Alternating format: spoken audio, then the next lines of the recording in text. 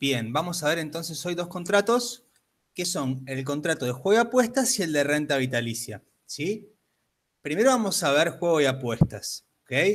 Lo vamos a encontrar en el código a partir del 1069 y es un contrato, digamos, pequeño, son pocos artículos y lo que nos importa en realidad, lo que vamos a ver es qué opciones tenemos, ya sea para exigir cumplimiento o para accionar por repetición, ¿sí? Básicamente, esas son las dos acciones que nos vamos a preguntar cuándo las tenemos, en qué casos, ¿sí? Y cómo se procede. Entonces, lo primero que tenemos que ver, en este caso voy a leer los artículos porque son poquitos y está bueno que los podamos leer. Entonces, 1609. Hay contrato de juego si dos o más partes compiten en una actividad de destreza física o intelectual, aunque sea solo parcialmente, obligándose a pagar un bien mesurable en dinero a la que gane. ¿Sí?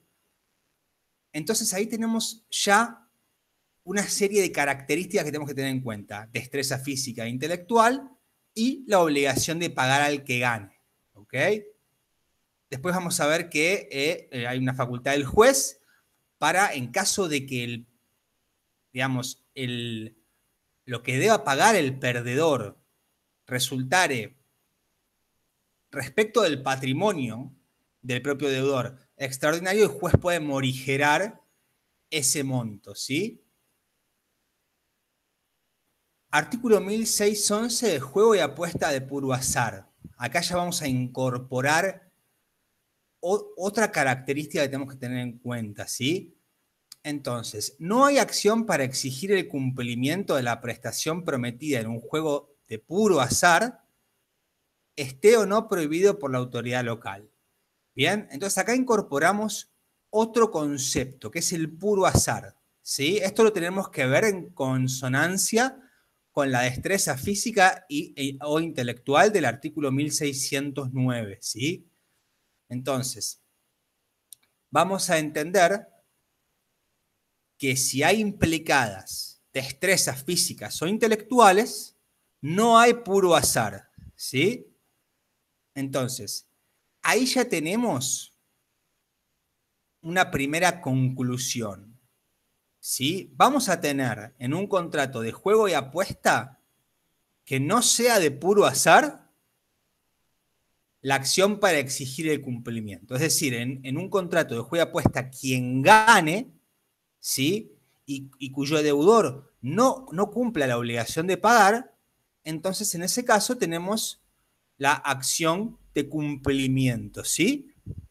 Esa es la primera característica. Entonces tenemos que reunir que no sea de puro azar, ¿sí? Y por tanto va a haber una destreza física o intelectual en cabeza de los que han contratado, ¿sí? Esto lo que supone es que hay una competencia, ¿sí? Entre las partes que contratan y que es en ese ámbito en el que no hay puro azar, ¿sí? Porque se juegan y se implican las aptitudes de los contratantes, ¿sí? Es amplio, ¿no? Juego y apuesta es amplio. No está, digamos, ceñido a ninguna, digamos, competencia o algún ámbito. Es amplio. Y además, juego y apuesta es lo mismo. ¿Sí? No hay una diferencia jurídica entre qué es un juego y qué es una apuesta. Digamos, la regulación para juegos y para apuestas es la misma, es esta. ¿Sí? La segunda parte del 1611 nos va a decir si no está prohibido el juego o la apuesta que hemos realizado, lo pagado es irrepetible, ¿sí? Sin embargo, es repetible el pago hecho por persona incapaz, capacidad restringida o inhabilitada. Ahí ya incorporamos la otra pregunta, que era ¿cuándo podemos repetir? Repetir, no sé si ustedes recuerdan, pero repetir es la persona que pagó, ¿sí? Puede tener o no acción de repetición respecto del pago que hizo, es decir, puede pedir que se le devuelva lo pagado, ¿sí? Eso es repetir, esa es la acción de repetición.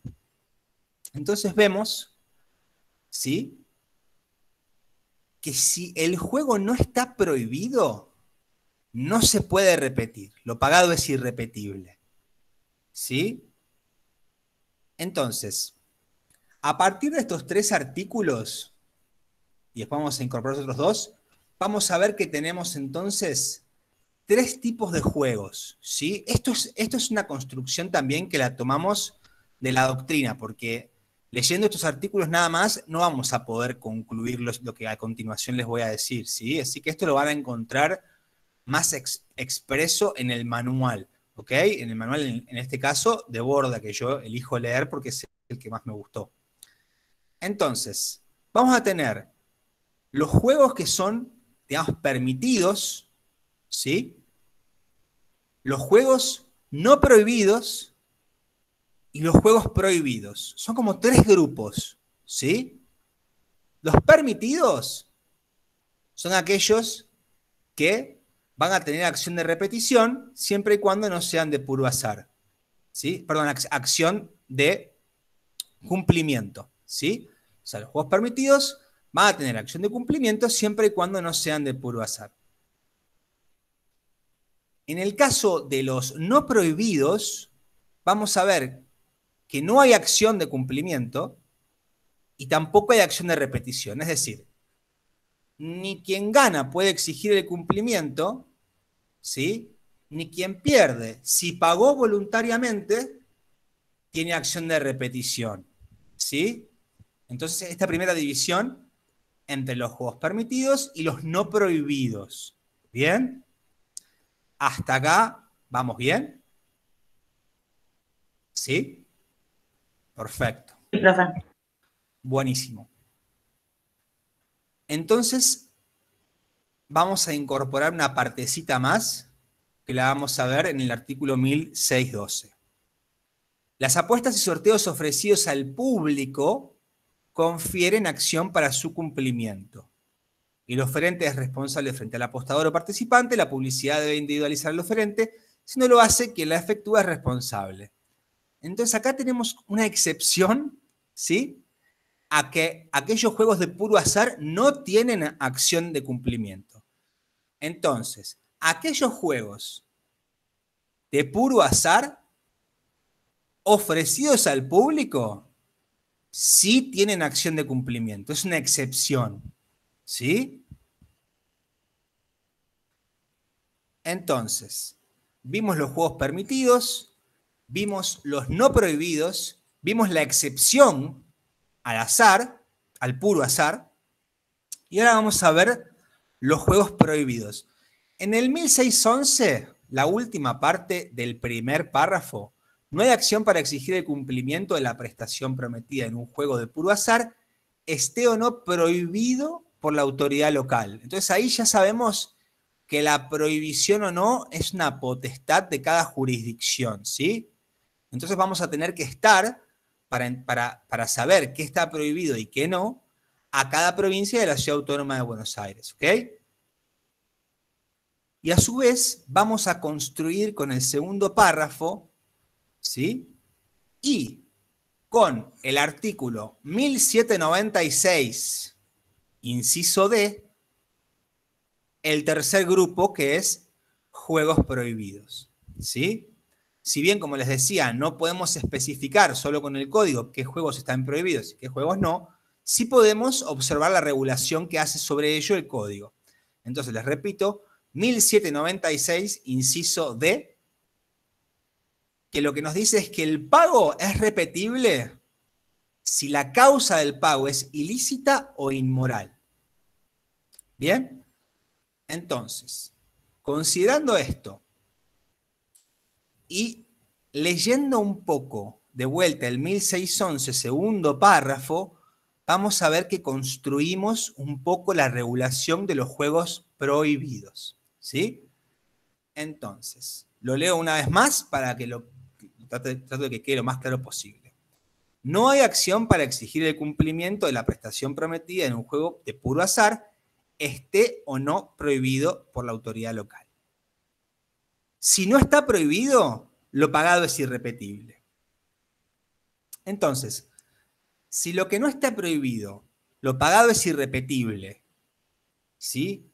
Y sabemos por el 1796 que el pago es repetible si la causa es ilícita o inmoral, ¿sí? Vamos a ver que entonces aquellos, esto es muy curioso, pero aquellos juegos prohibidos sí permiten acción de repetición, ¿sí? Porque lo dice el 1796 y porque también pareciera estar implícito en el 1611. Es decir, no hay acción para exigir el cumplimiento de la prestación de puro azar, esté o no prohibida por la autoridad local. Si no está prohibido, lo pagado es irrepetible. Entonces pareciera ser que implícitamente nos están diciendo que si está prohibido, lo pagado es repetible. Porque si lo no prohibido no tiene repetición, parecía ser que lo prohibido sí tiene repetición. Todo esto en conjunto con el 1796, inciso D. Entonces, a partir de esto vemos que tenemos los juegos permitidos, los no prohibidos y los prohibidos. Y que en el caso de los prohibidos, lo pagado sí es repetible, ¿sí? Es decir, hay acción de repetición. Para la persona que paga, ¿sí? Puede exigir repetición. No hay acción de cumplimiento desde ya porque estamos hablando de un juego prohibido, o sea que hay un objeto ilícito del contrato, ¿verdad? Entonces, no vamos a poder exigir un cumplimiento de un contrato que en realidad es nulo porque el objeto es un elemento esencial del contrato y si el objeto está prohibido, no hay objeto, entonces hay nulidad del contrato, ¿sí? Sin embargo, sí se permite exigir la repetición de lo pagado, ¿sí? Entonces, repasando brevemente, tenemos que podemos exigir cumplimiento si es un juego que no es de puro azar, a menos que sea ofrecido al público, ¿sí? Y que si es un juego no prohibido, no tenemos ni acción de cumplimiento ni acción de repetición. Sin embargo, si es un juego prohibido, hay acción de repetición, ¿sí? Estos tres grupos y estas tres regulaciones, ¿quedan claras? ¿Sí? Es un poco, yo sé que es un poco, digamos, las construcciones que se hacen a partir de los artículos son sofisticadas, o sea, pero es así, ¿sí? Entonces, ¿hay alguna pregunta sobre esto? Porque este contrato ya estaría terminando, es un contrato muy pequeño, ¿sí? ¿Quieren preguntar algo, acotar algo, algo que no haya quedado claro?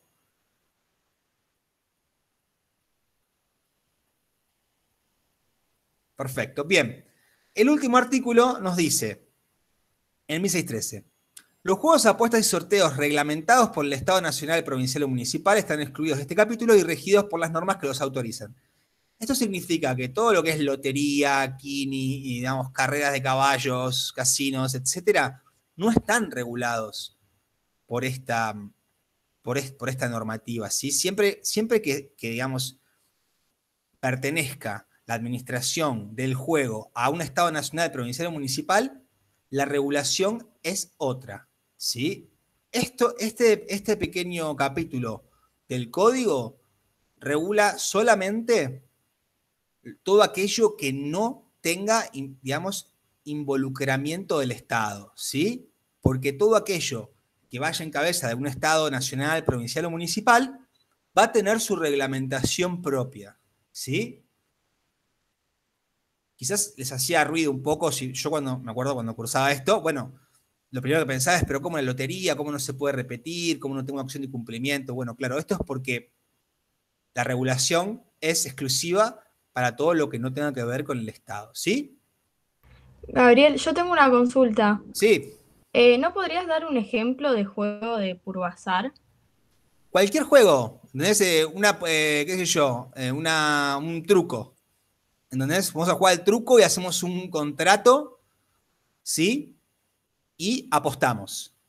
Hay que ver si en el, digamos, en la jurisdicción en la que se desarrolla la actividad y en la que se celebra el contrato, el truco es o no una actividad prohibida. O es una actividad permitida o es una actividad no prohibida. De acuerdo a eso, vamos a ver si tenemos acción de cumplimiento o tenemos repetición. ¿Sí? Pero Es cualquier tipo de juego. Lo único que hay que, digamos, estudiar es en cada jurisdicción qué juegos se consideran prohibidos, ¿sí?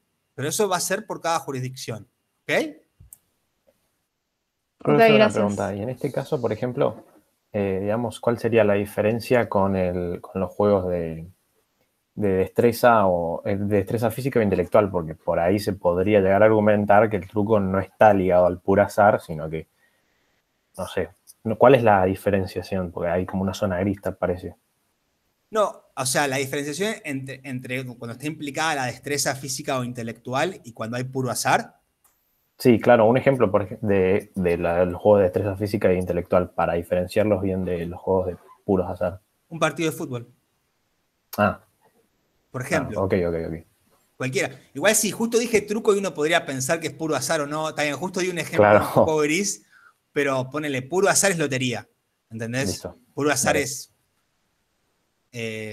Yo no diría que truco es puro azar. Para mí hay una destreza implicada, pero sí, en ese caso, entonces tendríamos una regulación para eso. Ruleta, claro, exacto. Gracias, Paula. Profe, Sí, ¿le paso una claro. consulta? Acá dice que en el 1611 dice que el pago es repetible para personas incapaces. Exacto, Entonces, ¿para personas capaces no es repetible? exacto. En principio. O sea, persona incapaz, capacidad restringida o inhabilitada para la actividad, ¿sí? Tiene repetición, ¿sí? El pago es irrepetible, ¿sí? En principio, si estamos hablando de un juego no prohibido, ¿sí? Pero recordá que el juego prohibido, irónicamente, sí te permite acción de repetición. ¿Viste esto que habíamos hablado del 1796, inciso D?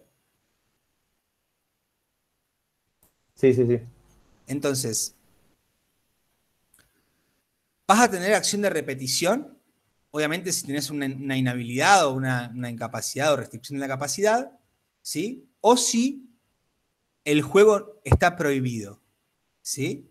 ¿Esto por qué? Porque el juego prohibido permite la repetición.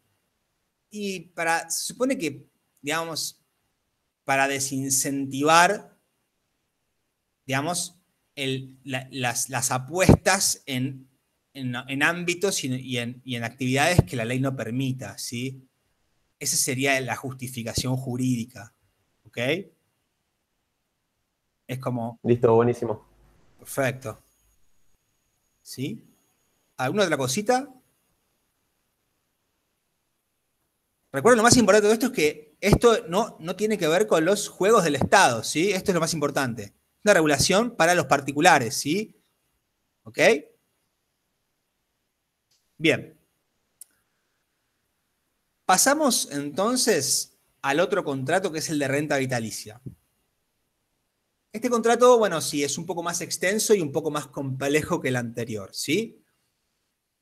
Lo tenemos regulado a partir del 1599 y vamos a ver que es un contrato en donde hay 4 roles, ¿ok? Estos roles no los van a encontrar en el código, ¿sí? Yo los saqué del manual también, pero bueno, no los van a encontrar nomenclados así, pero sí van a identificar claramente las posiciones contractuales, ¿ok?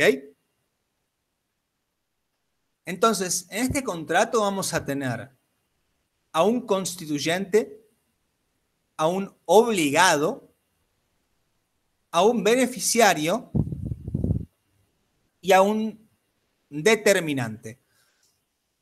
Constituyente, obligado, beneficiario y determinante. El determinante, en realidad, le puse yo ese nombre como para que podamos nombrarlo de una forma y que sea más fácil de explicar, pero tampoco está en el manual, ¿sí? Ahora vamos a explicar qué es cada uno de estos roles, ¿sí? En el contrato de renta vitalicia. Entonces, el contrato de renta vitalicia funciona de la siguiente forma. Una parte, ¿sí? Que es constituyente, entrega la propiedad ante un conjunto de bienes, cualquier tipo de bien inmueble, mueble, dinero, ¿sí? Cualquier bien. La entrega a un obligado, ¿sí? El constituyente entrega al obligado. El obligado justamente está obligado a proveer de una renta vitalicia al beneficiario, ¿sí? ¿Y por qué es renta vitalicia? Porque la obligación va a extenderse hasta tanto se extinga la vida del determinante. Determinante es porque la vida del determinante es la que determina la extensión del contrato, ¿sí? Entonces voy de vuelta. El constituyente entrega bienes al obligado. El obligado se compromete a entregar una renta vitalicia al beneficiario durante el tiempo que dure la vida del determinante, ¿sí? ¿Esto quedó claro?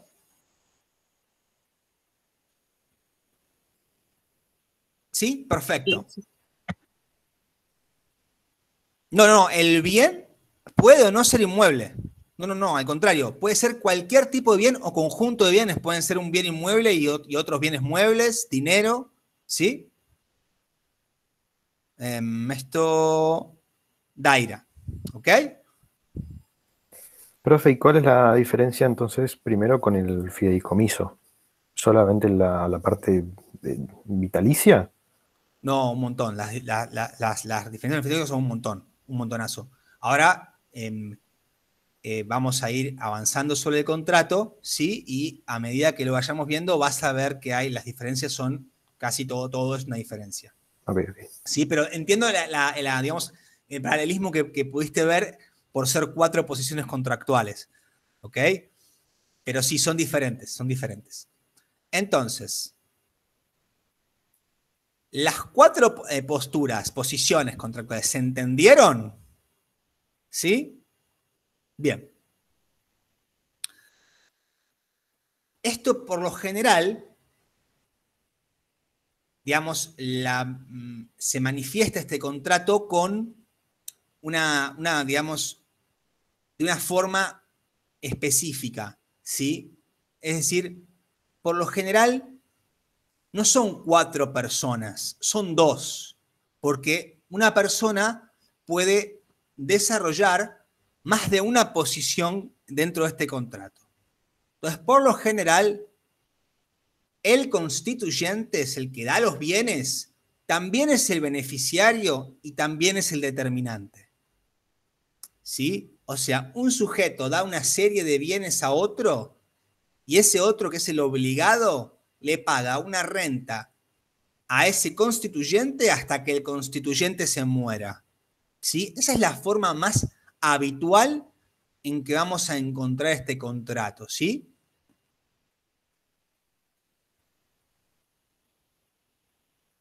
¿Se puede ver un poco más, digamos, más claro de esa forma? Como yo le doy algo a alguien y esa persona me paga a mí toda mi vida una renta, ¿sí? Bien. Entonces, vamos a ver, el beneficiario y el determinante pueden ser más de una persona, ¿sí? Esto está bueno que quede claro del principio. Es decir, puede haber más de un beneficiario y puede haber más de un determinante. ¿Ok? En cuyo caso, si hay más de un determinante, el contrato se va a extinguir con la vida del último de los determinantes. ¿Sí? Entonces, caracteres de contrato. Puede ser gratuito, pero la regulación es para el contrato oneroso. ¿Sí? Ahora vamos a ver, pero en principio es oneroso y la regulación es para el contrato de renta vitalicia oneroso. Es bilateral, es aleatorio porque no sabemos cuándo va a acontecer la muerte, es un acontecimiento incierto futuro, ¿sí? Entonces, aleatorio. Es de tracto sucesivo porque vamos a tener prestaciones periódicas, ¿sí? Es decir, esa renta va a expedirse con una periodicidad X que se tiene que estipular en el contrato. y es formal, ¿sí? Se tiene que instrumentar vía escritura pública, ¿sí? Entonces, vamos a pasar a ver la forma, porque acá tenemos uno de los pocos contratos, uno de los 2 contratos, si yo no me equivoco, que revisten una solemnidad absoluta, ¿sí? Vamos a ver.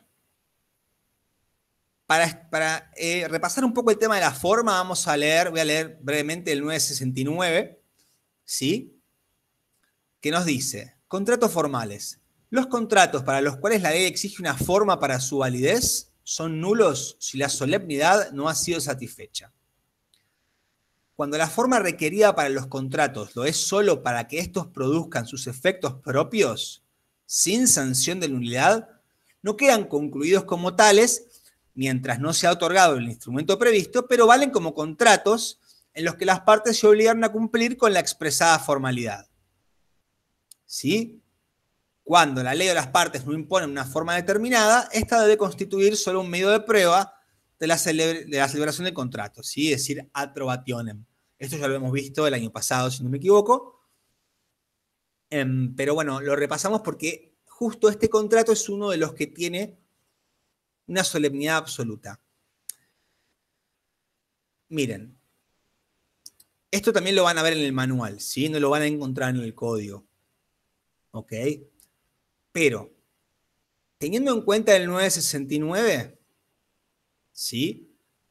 La interpretación que hace la cátedra sobre el contrato de renta vitalicia oneroso es que si es oneroso es ad probationem, ¿sí? Es decir, que el contrato de renta vitalicia que no se instrumenta vía escritura pública, ¿sí? Es tenido como un contrato en el que las partes se obligan a cumplir con la formalidad expresada, que no queda concluido como tal hasta tanto se instrumente vía instrumento público, pero que no es nulo, ¿sí? Lo importante es que el contrato de renta vitalicia oneroso, no instrumentado vía escritura pública, no es nulo, sino que es entendido como un contrato en el que la obligación es contratar con la formalidad exigida por la ley, ¿sí? Esto ya lo vimos, pero lo repaso porque, ¿por qué? Porque el contrato de renta vitalicia gratuito sí goza de solemnidad absoluta. Esto significa que aquel contrato de renta vitalicia gratuito que no se instrumente vía escritura pública va a ser nulo, ¿sí? ¿Por qué? Porque se le aplican las reglas de las donaciones, ¿sí? Y en ese sentido, el 1552, ¿sí? 1552 nos dice que deben ser hechas en escritura pública bajo pena de nulidad las donaciones de cosas inmuebles, las de cosas muebles registrables y las de las prestaciones periódicas o vitalicias. ¿Ok? Bien. Esto fue un breve repaso sobre la forma porque acá encontramos uno de esos contratos, ¿sí? Que de no cumplirse con la forma son nulos. ¿Ok? ¿Esto quedó claro? A ver. Recién vi una pregunta de Denise de hace un rato, perdón Denise, la vi recién. Ahora lo vemos, pero lo de la forma, ¿queda claro?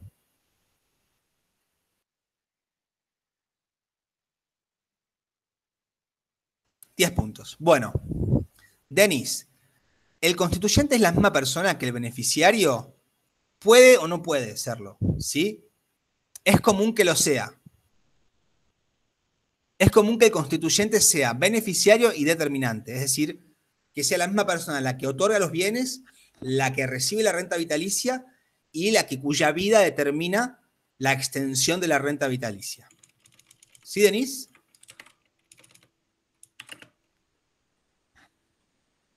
Discúlpame. Sí, Victoria. En caso de entonces de que el contrato no se dé bajo escritura pública, es nulo.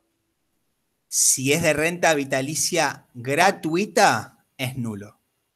Ah, ok. Si es de renta vitalicia onerosa, no es nulo.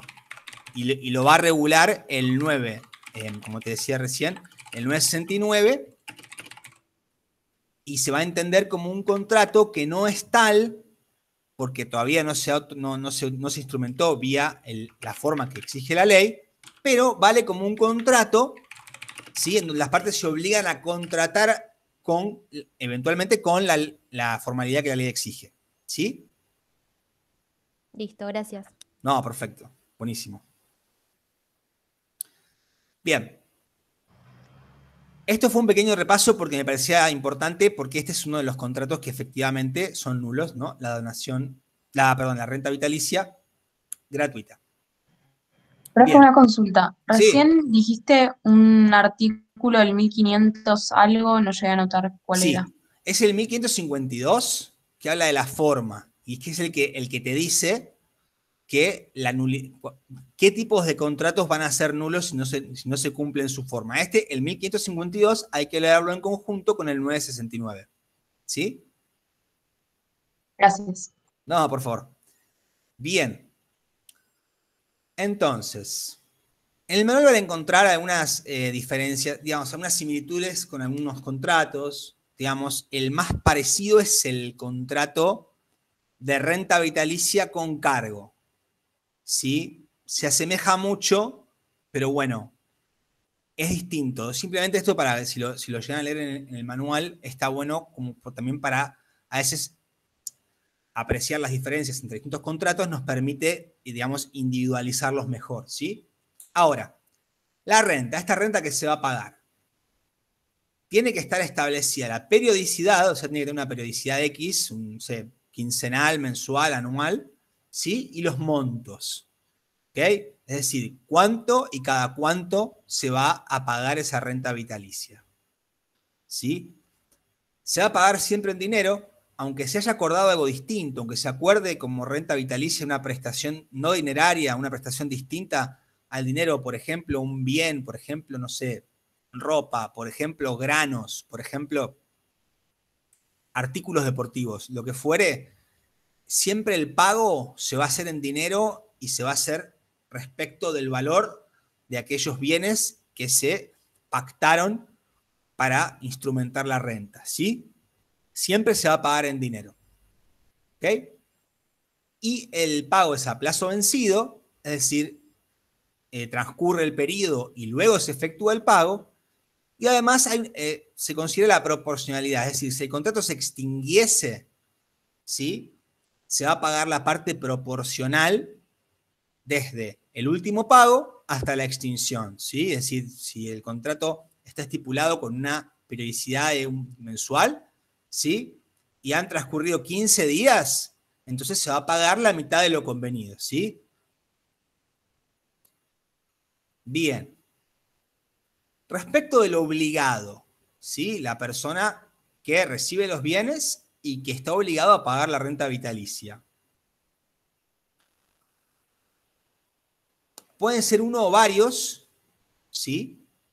Y pueden ser sucesivos o simultáneos. Es decir, puede haber más de uno, ¿sí? Y solo uno va a ocupar el rol, y si ese que ocupa el rol, por algún motivo, se retira del contrato, lo sucederá el otro. Hay un orden de prelación, ¿sí? Que van a ir ocupando el lugar a medida que el anterior se haya retirado del contrato, ¿sí? O pueden ser simultáneos, ¿sí? Es decir, actuar en el rol de forma simultánea todos los obligados, ¿sí? Bien.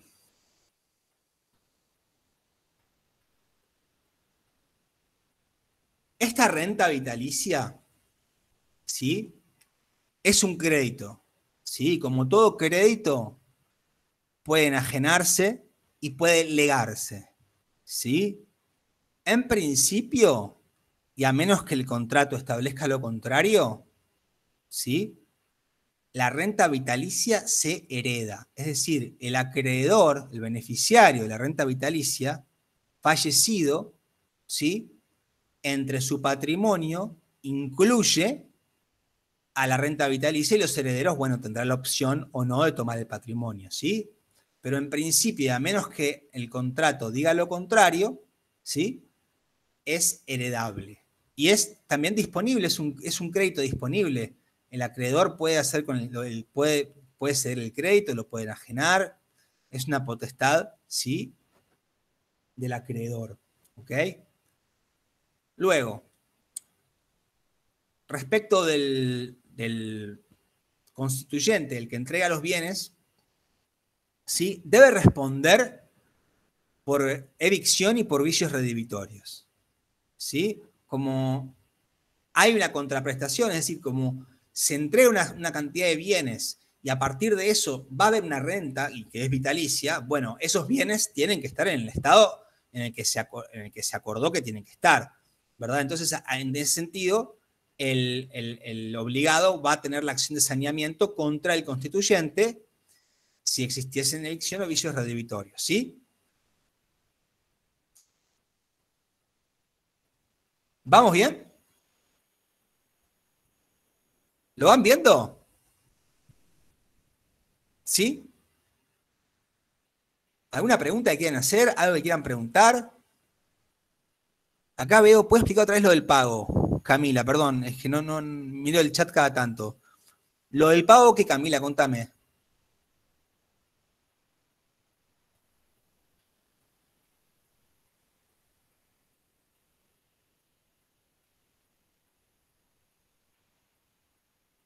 ¿La extinción del pago?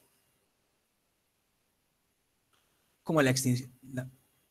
Ah, sí, te entiendo. La renta. O sea, si yo no me equivoco, vos me estás preguntando ante la extinción del contrato, que todavía no lo vimos, que yo les adelantaba, que se paga proporcional. Es decir, que tenemos una periodicidad, ¿sí? Que por ejemplo puede ser de un mes, y que hubo el pago el día 31 de abril, hubo un pago, y el próximo pago debe ser el último día de mayo. Pero si el contrato se extingue antes, esos días que ya transcurrieron tienen que ser pagados de forma proporcional. ¿Sí? Esto pensarlo, por ejemplo, para periodicidades mayores a un mes. Suponete que la periodicidad es cada 2 años. ¿Sí? Y transcurrió 1 año y medio y el contrato finaliza por X motivo, que ahora vamos a ver los métodos de extinción. Bueno, tenemos 1 año y medio que también tiene que pagarse, ¿sí? Se paga esa parte proporcional, es decir, se paga de acuerdo al monto que se estipuló para la renta, se paga el 1 año y medio, ¿sí? ¿Lo logré explicar bien?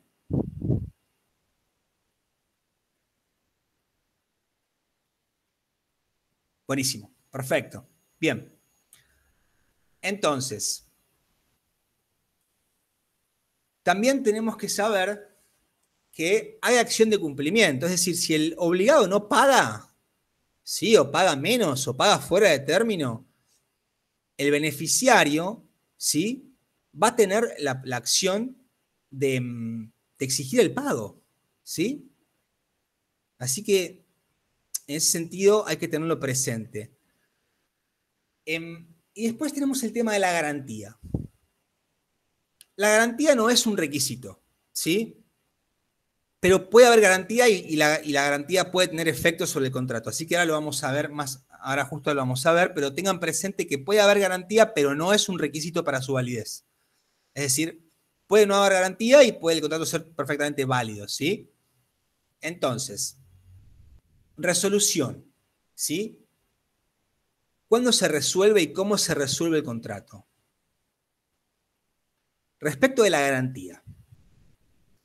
Dijimos, no es obligatoria, pero si se ofrece una garantía, sí, y no se cumple con esa garantía, o la garantía ofrecida es menor que lo que se estipuló, eso es una causal de resolución. La garantía la va a ofrecer el obligado, ¿no? El que tiene la obligación principal, que es la de erogar la renta vitalicia. Entonces, si el obligado pacta una garantía que luego no se hace efectiva o que resulta de menor magnitud que lo acordado, eso es causal de resolución y los efectos son la restitución de todo lo entregado por el constituyente, ¿sí? Es decir, todo eso que le fue entregado al obligado para que éste pagara esa renta vitalicia, se le restituye al constituyente, ¿sí? Bien. El otro modo de resolución es el fallecimiento del determinante antes de los 30 días de la celebración, ¿sí? Es decir, dentro de los 30 días posteriores a la celebración. Si el determinante se muere por mano propia, dice el código que es suicidio, o de una enfermedad existente al momento de la celebración y la muerte ocurre dentro de los primeros 30 días luego de celebrado el contrato se resuelve y se resuelve de pleno derecho. Y hay una restitución recíproca, es decir, todo lo que se entregó de una parte a la otra se restituye a su original propietario, ¿sí? Y luego tenemos el incumplimiento, que les decía antes que se puede, tiene acción, el beneficio tiene acción de cumplimiento, y ante un incumplimiento también opera la restitución del capital. Es decir, todo aquello que le fue dado al obligado vuelve a manos del constituyente, ¿sí? Estas son las tres formas de resolución, ¿ok? ¿Queda claro? Profe, ¿podría repetir lo del fallecimiento? Sí. Si el determinante, si la persona cuya vida va a determinar la extinción del contrato, ¿sí? Fallece o por suicidio, el código dice por mano propia, ¿sí? O por una enfermedad existente al momento de la celebración y la muerte ocurre dentro de los primeros 30 días de celebrado el contrato, hay resolución, y hay resolución de pleno derecho, es decir, opera sola, ¿sí? Y hay restitución recíproca. Todo lo que las partes se hayan entregado debe ser restituido a su original propietario, ¿sí? Gracias. No, por favor. Bien. Y después tenemos la extinción. El contrato se extingue cuando fallece el determinante, ¿sí? Y no hay posibilidad de instituir ninguna cláusula que cambie al determinante o que afecte alguna de estas cuestiones. O sea, el determinante es el que es, o son los que son, pues pueden ser más de uno, ¿sí? Y cuando muere el determinante, se extingue el contrato. Por eso hablábamos de la proporcionalidad de la renta, ¿no? Supónganse que tenemos una renta a 2 años de 2 millones de pesos, ¿sí? Por lo que sea. Entonces, desde el último pago, porque recuerden que esto es un contrato de tracto sucesivo, o sea, son pagos sucesivos con la periodicidad que establece el contrato, que las partes decidan, ¿sí? Pongamos, por ejemplo, 2 años, y por el monto que las partes decidan, pongamos, por ejemplo, 2 millones de pesos. Entonces, se hace un pago y a los 2 años hay que hacer el próximo pago, ¿bien? Pero imagínense que pasó 1 año y medio y se muere el determinante, es decir, se extingue el contrato. Bueno, ese año y medio que transcurrió tiene que ser pagado proporcionalmente, ¿sí? De acuerdo al pago que se había acordado, eran 2 millones, 1 año y medio, hay que pagar 1,5 millones de pesos, ¿sí? Bien, esa es la forma en la que el contrato se extingue. Y después tenemos algunas otras también, digamos, hipótesis o teorías, digamos. ¿Qué pasaría, ¿no? Si el obligado recibe todos los bienes y demás, pero incurre en un homicidio doloso al determinante? Es decir, el que debe la renta vitalicia, ¿sí? Asesina al determinante, por tanto extingue el contrato. Por tanto, recibe un montón de cosas y se extingue su obligación de pagar la renta vitalicia. En ese caso, que es un caso hipotético, pero divertido para mí, bueno, habría que mesurar, digamos, es un cálculo de qué tiempo de vida habría tenido el determinante y en base a eso estipular una duración del contrato virtual y que el obligado erogue lo que hubiere correspondido, ¿sí? Es una cuestión hipotética, pero me pareció que estaba divertido plantearlo, ¿sí? Y luego también tenemos, lo último es ver qué pasa cuando el contrato se resuelve. Es decir, qué pasa con los bienes, ¿sí? Los bienes son entregados por el constituyente al obligado y el obligado, ante una resolución, los tiene que restituir, ¿sí? En todos los casos, restitución de capital. Ahora, ¿qué pasa si esos bienes se deterioraron?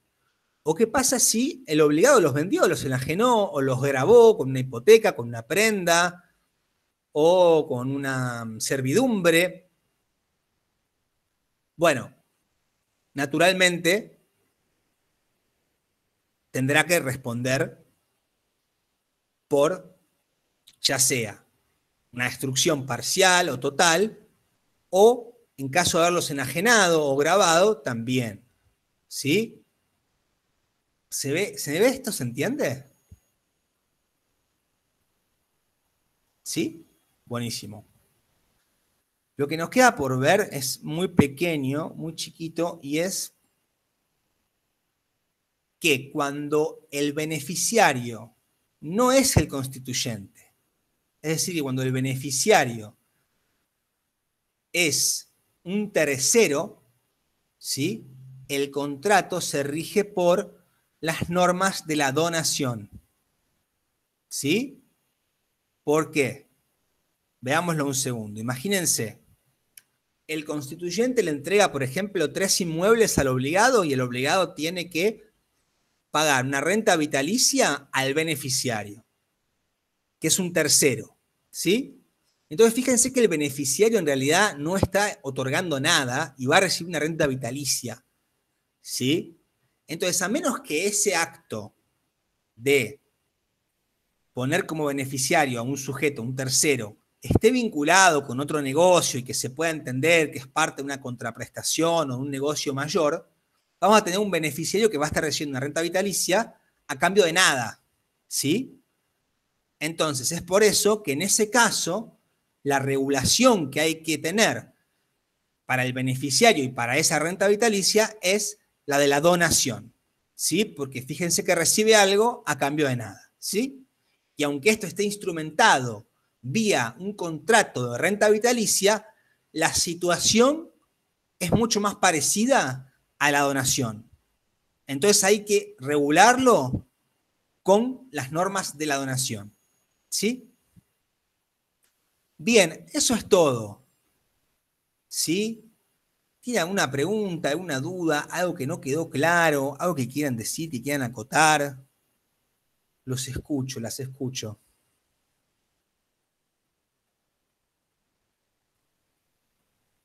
Sí, Dolores. ¿En qué bienes se da? Y en realidad no te sé decir en qué bienes se da en específico, pero la regulación está pensada para cualquier tipo de bien, ¿sí? Los casos, los que se puede dar, por ejemplo, es si, por ejemplo, un padre, ¿sí? Dona a un hijo una serie de inmuebles, ¿sí? Pero el padre, digamos, necesita un ingreso. Entonces, le dona los inmuebles a su hijo, ¿sí?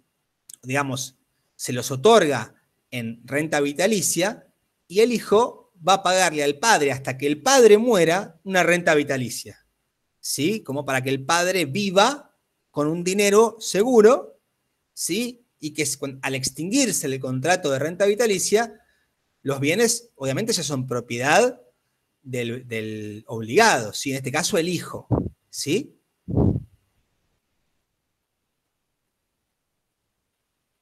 No, por favor. No sé si algo más quieren preguntar, si quedó todo claro, o si quedó algo también de juego y apuestas. Todo muy claro. Bueno, me alegro. Muchas gracias. Todo joya, perfecto. Profe, Sí, ¿podríamos volver a los tipos de juegos? Que no me quedó bien claro, o sí, sea, sí, sí, falta claro, de claro. conocimiento. Sí, por supuesto. Tenés tres tipos de juegos o tres tipos de grupos de juegos, ¿sí? Los permitidos, ¿sí? Que son aquellos en que vas a tener acción de cumplimiento, es decir, vos vas a poder exigir al deudor el cumplimiento solo si el juego no fue de puro azar, ¿sí? Con la excepción, ¿sí? De que haya sido un juego de puro azar, pero ofrecido al público, ¿sí? Entonces, en ese caso, digamos, el vencedor del juego de la apuesta, ante el incumplimiento del perdedor, va a tener acción judicial de cumplimiento, es decir, va a poder exigir judicialmente, legalmente, que se cumpla con lo pactado, es decir, que le paguen por el triunfo que obtuvo, ¿sí? Ahora, en el caso de los juegos no prohibidos, no hay ni acción de cumplimiento, ¿sí? Es decir, el que gana no puede exigir cumplimiento ante el deudor que no paga, pero el deudor que pagó, ¿sí? Que pagó voluntariamente, obvio, ¿sí? Tampoco tiene acción de repetición, es decir, que lo pagado quedó pagado y no se puede hacer nada al respecto. En ese escenario, el código más, digamos, lo que hace es no permitir acción a ninguna de las partes. Ni se puede exigir lo que se ganó, ni se puede exigir lo que se pagó. ¿Ok? Y después tenés los juegos prohibidos. Los juegos prohibidos que por la última parte del primer párrafo del artículo 1611 vemos que va a estar prohibido o no por la autoridad local, es decir, que la prohibición es una potestad de cada jurisdicción, ¿sí? El juego prohibido, construyendo junto con este artículo el otro artículo que les había dicho, que es el 1796, inciso D, ¿sí? Que dice que el pago es repetible si la causa del pago es ilícita o inmoral. Vemos que los juegos prohibidos no tienen acción de cumplimiento porque estamos ante un juego prohibido, es decir, que el objeto es ilícito de ese contrato de juego y apuesta. Por tanto, si el objeto es ilícito, un elemento esencial del contrato es ilícito, falta una parte importante esencial del contrato, el contrato es nulo, ¿sí? Pero sin embargo, sí permite el código la repetición del pago. ¿Sí? ¿Por qué? Porque la persona que perdió a algo que no es legal. Entonces, para desincentivar ese modo en el que se instrumentó esa competencia, ese juego, ¿sí? Se permite al perdedor que pagó repetir el pago. Significa exigir que se le devuelva lo pagado. ¿Sí? ¿Ahí más o menos quedó más claro? Sí, profe, demasiado. ¿Ah, sí, bien? Bien, bueno, buenísimo, perfecto, perfecto. Obviamente que esta construcción, como yo les decía, es una construcción del manual, ¿sí? Que les aconsejo que lo lean porque aparte, justo esta parte la escribe Walter y es muy interesante, realmente es muy interesante. Entonces, estaría bueno, pues aparte son poquitas hojas, lo pueden leer rápido, digamos, se lee rápido, fácil. Y está bueno porque si leemos solamente los artículos del código, en este caso, pues yo sé que muchos podemos estudiar a veces simplemente el código. Hay algunos temas que yo entiendo que muchas estudian directamente el código, no se remiten al manual, ¿sí? Pueden hacerlo y bueno, tendrán menos profundidad en sus respuestas, ¿sí? Pero en este caso yo recomiendo leer siempre recomiendo leer el manual. Pero en este caso más porque solo con los artículos del código nos quedamos un poco cortos, porque vieron que hay algunas cosas que las deducimos o que las entendemos implícitas, vieron que hay remisiones a otros artículos que el código no hace. Entonces, en este sentido, creo que está bueno que podamos respaldar la lectura del código junto con el manual, ¿sí? Así que bueno, ¿alguna otra cuestión que haya quedado por aclarar, que quieran decir, que quieran preguntar, por favor? Profe, una consulta. Sí, Cuando el contrato termina, lo que pasa con los bienes es se restituyen al constituyente y en caso de enajenación, no me acuerdo qué había dicho, me quedó ahí. no se restituyen, no. Si el contrato termina, es decir, se extingue, los bienes quedan para el que los recibió, que es el obligado, ¿sí? Porque el obligado estuvo pagando una renta vitalicia durante un periodo que es la vida de una persona. No se restituyen. La restitución opera cuando hay una resolución, ¿sí? Entonces, cuando el contrato se extingue, se termina, no hay restitución de nada, ¿sí? La restitución va a venir cuando el contrato se resuelve, y el contrato se resuelve por el tema de la garantía, por el tema del fallecimiento en los 30 días o por incumplimiento, ¿sí? ¿Eso quieren que lo veamos de vuelta, las 3 causas de resolución, o estamos bien? Si quieren las vemos brevemente o como ustedes quieran. No, bien, No, perfecto. ¿cómo, profe? Entonces cuando se extingue, no se devuelven los bienes. No. Extinción, los bienes quedan en cabeza, porque pensar así, vos le das algo a alguien y esa persona tiene que pagar durante toda una vida una renta. O sea, imagínate que esa persona paga durante toda una vida una renta, ¿sí? Y después devuelve los bienes, es como que sale perjudicado. ¿Me entendés? La restitución opera cuando el contrato se resuelve, no cuando se extingue. Son 2 cosas distintas. Sí, el contrato termina por motivos distintos. Las consecuencias de la extinción son unas y las consecuencias de la resolución son otras, ¿sí? La resolución son 3 causales de resolución, ¿sí? Lo repito brevemente para que, por si quedó la duda, la resolución, sí, ¿qué perdón? No, sí, si lo podías repetir, por favor. Sí, obvio. La resolución se da en 3 casos, ¿sí? La resolución, es decir, el contrato termina, pero por resolución. Cuando se promete una garantía, que la promete el obligado, el que tiene que pagar una renta vitalicia, se compromete con una garantía y finalmente o la garantía no está o es menor a lo que se acordó, ¿sí? Aunque la garantía no sea una exigencia, recuerden, no es un requisito la garantía, pero si se acuerda una garantía y no se cumple, ya sea porque la garantía no está o porque es de menor magnitud que de lo acordado, hay acción de resolución, ¿sí?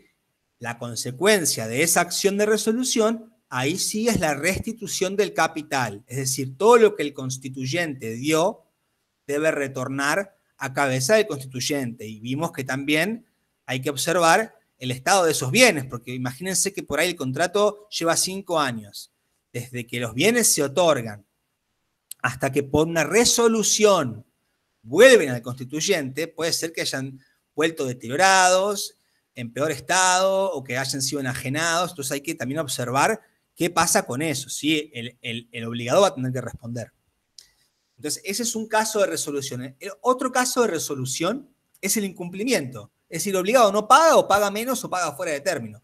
Eso permite acción, pedir el cumplimiento y en caso de que no se cumpla, ante el incumplimiento, la consecuencia de la resolución por incumplimiento también es la restitución del capital. Es decir, todos los bienes que el obligado tenía vuelven al constituyente. Y la tercera causal de resolución es la del fallecimiento por mano propia o por enfermedad existente al momento de contratar y que ocurra dentro de los 30 días posteriores a la celebración del contrato. En ese caso, la resolución opera de pleno derecho, es decir, simplemente, digamos, ocurre. No hace falta ni probarlo, ni hace falta, digamos, pleno derecho significa que acontece sin necesidad de que haya una acción para solicitarlo, ¿sí? Y en ese caso, los efectos son distintos, porque la restitución es recíproca, es decir, lo que el constituyente dio al obligado vuelve a cabeza del constituyente. Y lo que el obligado dio al beneficiario vuelve a cabeza del obligado. Es decir, si ya se hubiera ejecutado una prestación, si ya se hubiese pagado una cuota, digamos, la renta vitalicia, entonces ese pago también vuelve a cabeza de quien lo ejecutó, que es el obligado, ¿sí? Estas son las 3 causales de resolución y sus efectos. La extinción del contrato, ¿sí? La extinción, digamos, normal, esperable, es la muerte del determinante. Cuando el determinante muere, el contrato se extingue. Y no hay ningún tipo de restitución, solo hay un pago parcial, como les decía. Digamos, se va a pagar el proporcional de ese pago, de esa renta, ¿sí? Que aún no se pagó y que va desde el último pago hecho hasta el próximo pago hecho, ¿sí? Es decir, desde el que se pagó hasta el que se debería pagar. ¿Ok? Clarísimo, gracias. ¿Sí? ¿Bien? Sí, profe, re claro. Buenísimo. ¿Alguna pregunta? Por favor, siéntanse libres de preguntar lo que quieran. Es importante. Yo después me esmero mucho para hacer preguntas muy difíciles, créanme. O sea, cuando tenemos que hacer los exámenes, me tomo un tiempo importante para hacer preguntas intrincadas. Así que si quieren preguntar algo ahora, por favor, adelante. Y si no, Martín, por favor. ¿Hay alguna otra pregunta? ¿Podrías volver a repetir, por favor, cuándo se da la extinción del contrato? ¿Cuándo se muere quién? ¿Cuál de las partes? Disculpa. El determinante, o sea, la persona cuya vida va a determinar la extinción del contrato. ¿Sí? O sea, el obligado va a pagar una renta vitalicia al beneficiario en tanto el determinante viva. Cuando el determinante muere, se termina el contrato y es la extinción esperable, ¿sí? Porque esperamos que el contrato se extinga cuando las partes acordaron que se extinga y no antes, ¿sí? ¿Sí? Está bien, y cuando se extinga entonces se paga la parte proporcional desde el último pago hasta el próximo pago o hasta la extinción del... Claro, ponle que vos tenés una renta vitalicia, ¿sí? Que tenés que pagar 2 millones de pesos cada 2 años. ¿Sí? Eso es lo que se acordó. ¿Ok? Voy a poner un ejemplo porque me parece que es más claro. ¿Sí? Entonces, vos celebraste en el 2020. ¿Sí? El primer pago, como es a pago vencido, lo vas a hacer en el 2022. Y el otro pago va a ser en el 2024. ¿Ok? Entonces, vos ponle que pagaste en el 2022 los 2 millones de pesos. ¿Sí? Y después, tu próximo pago es en el 2024, pero la persona se muere antes. Se muere en el 2023, en junio del 2023. O sea, transcurrió 1 año y medio desde el último pago. Ese año y medio tenés que pagarlo proporcional. No vas a pagar los 2 millones, vas a pagar la parte proporcional al año y medio. ¿Sí? Listo. ¿Sí? Gracias. Sí, sí. Buenísimo. Perfecto. O sea que pagarías hasta cuando estuvo vivo el determinante, ¿no? Claro, exacto, exacto, ¿sí? Tengan en cuenta justamente esto que muy bien les decía Gabriel. El contrato tiene como objetivo, como idea primordial, que es un contrato que se hace para pagar mientras viva el cabeza de renta, ¿sí? Mientras viva una determinada persona. Entonces, por supuesto que cuando fallece esa persona, en principio, como regla general, es un contrato que permite una gran aplicación, ¿sí? Más de uno o más de una creo que quisiera ser beneficiario o beneficiaria de una renta vitalicia. Imagínense ustedes, ¿no? Con lo cual es muy importante comprender el contrato porque los derechos que no se conocen no se ejercen. Si no saben la existencia del contrato, difícilmente puedan quizás plantear en algún momento ser beneficiario o beneficiaria de algún tipo de contrato de renta vitalicia. ¿sí? O de renta onerosa, ¿sí? Bien. ¿Alguna otra pregunta, duda?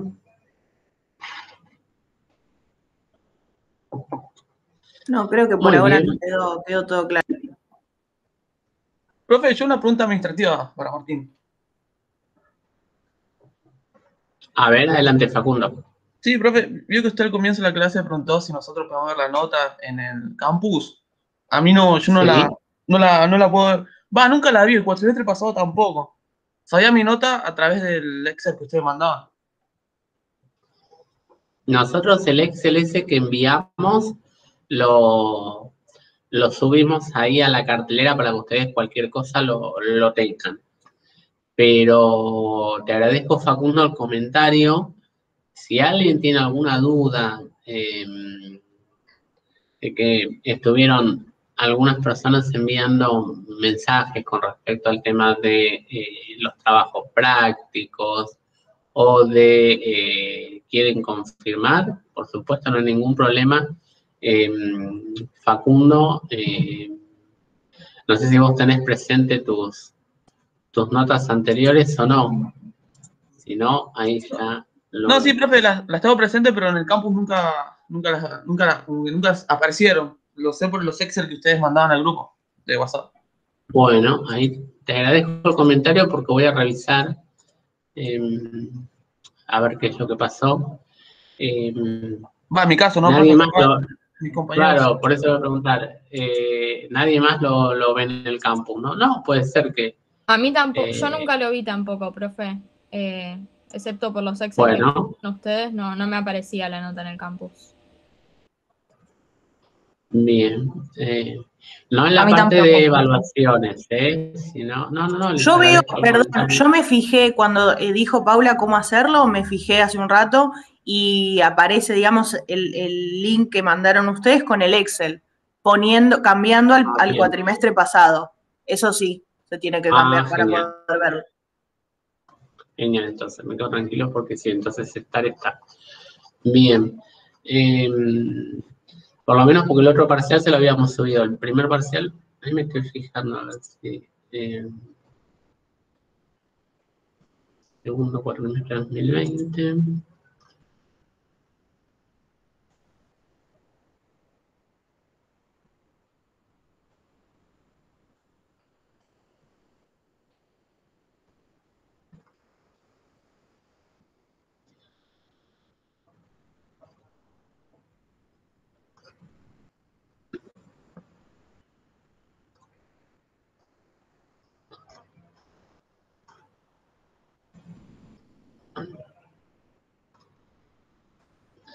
Yo veo las notas del parcial, del anterior parcial, me parece que un parcial no está acá disponible visualmente para ustedes.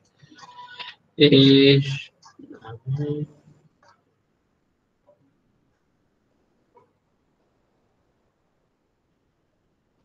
Sí, el cuatrimestre anterior yo veo las notas del segundo parcial de ustedes, del 4 de diciembre, no así las del primero.